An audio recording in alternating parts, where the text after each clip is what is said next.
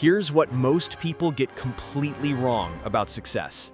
They think it's about being born with talent, having the right connections, or just getting lucky. But I'm about to tell you about a kid who threw all of that out the window. This blonde-haired ninja went from being literally the most hated person in his entire village to becoming their greatest hero.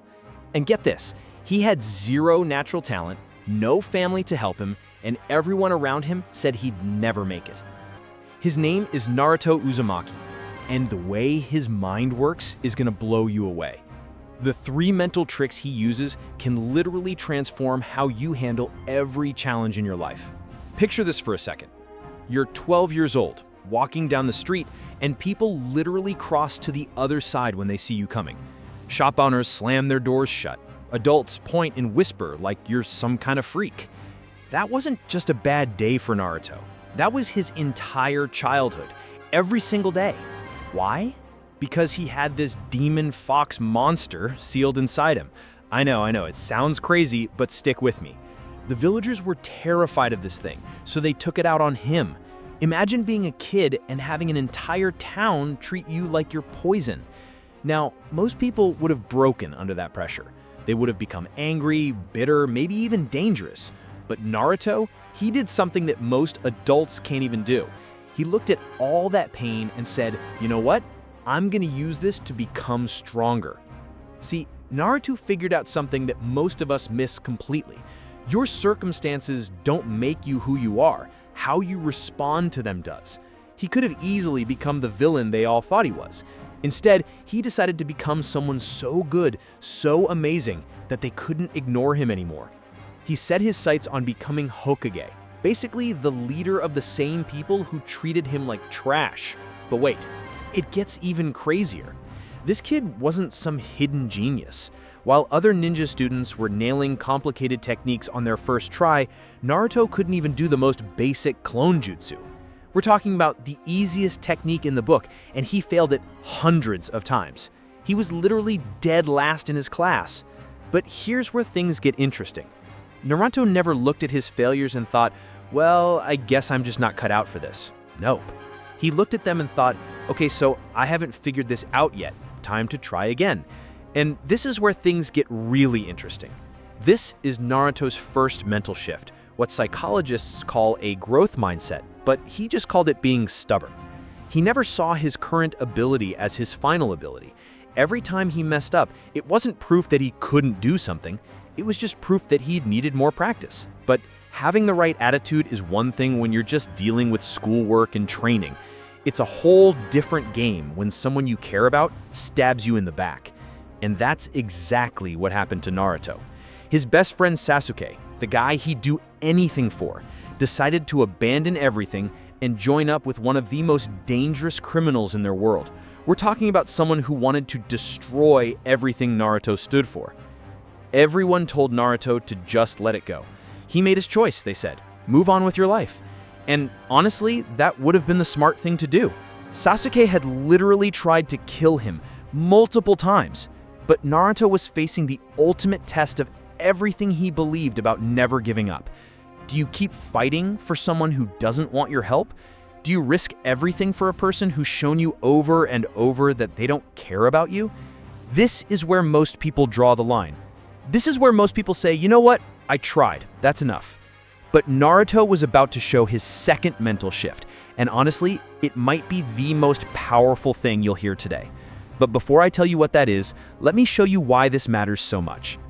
See, while Sasuke thought that cutting people out of his life would make him stronger, Naruto realized something incredible.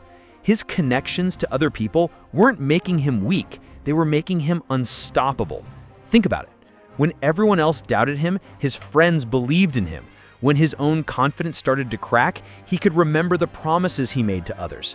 When being a hero felt like too much to handle, he thought about all the people counting on him. This created what I like to call a web of motivation. When one thread gets weak, all the others hold you up. But Naruto took this way further than just using people for support. He became the support system for everyone else. When this kid named Gaara was consumed by hatred and loneliness, Naruto showed him there was another way to live. When Rock Lee felt like his dreams were crushed, Naruto reminded him that hard work beats talent when talent doesn't work hard. When Hinata was drowning in self-doubt, Naruto's belief in her gave her courage she never knew she had. And here's the crazy part. This created a ripple effect.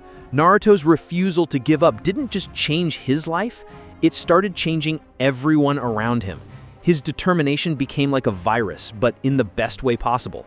People who had given up on themselves started believing again because finally, someone believed in them. Now, here's where the story takes its most dramatic turn.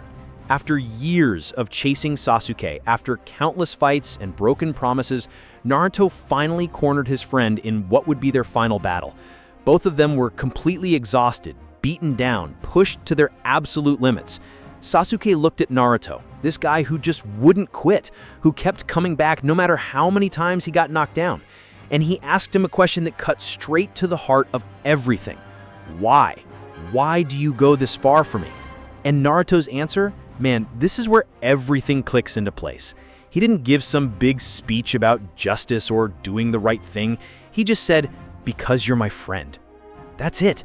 Not because Sasuke deserved it, not because it made logical sense, but because Naruto had made a choice about who he wanted to be, and nothing, not pain, not rejection, not even death, was going to change that. And this is when something magical happened.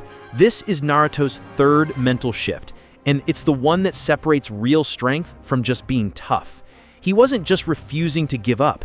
He was choosing to love someone who had given him every reason to hate them. He was proving that you get to decide who you are, no matter how people treat you.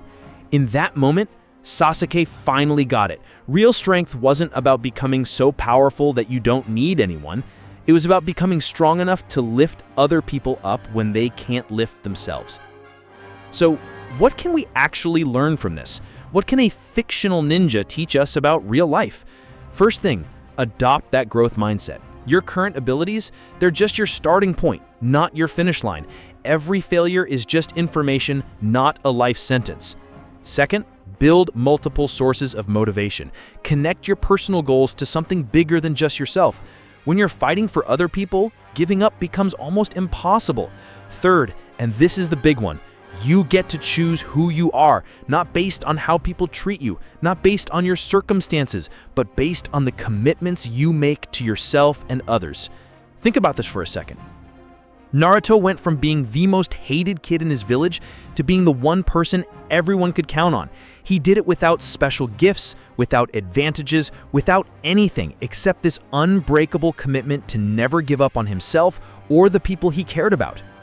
The kid with a demon inside him became the light that showed everyone else the way out of darkness. And if a made-up character can inspire millions of real people to chase their dreams and never give up, just imagine what you can do when you apply these same principles to your actual life. Hit subscribe if this changed how you think about your own challenges.